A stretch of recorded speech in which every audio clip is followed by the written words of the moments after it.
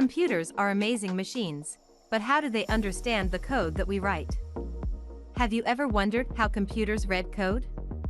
In this 90-second video, we'll demystify the process and reveal the inner workings of this digital magic.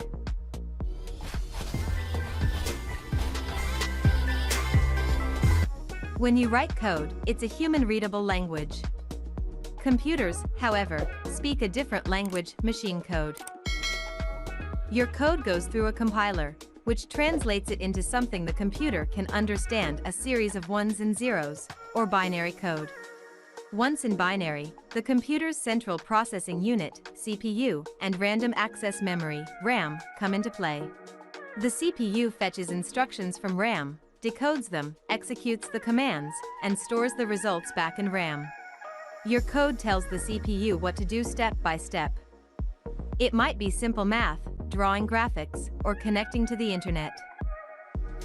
And as the CPU follows your code's instructions, it eventually creates the user interface you see on the screen. So, in just 90 seconds, we've peeled back the layers of how computers read code. Your written instructions become binary, which the CPU executes to make the computer do amazing things.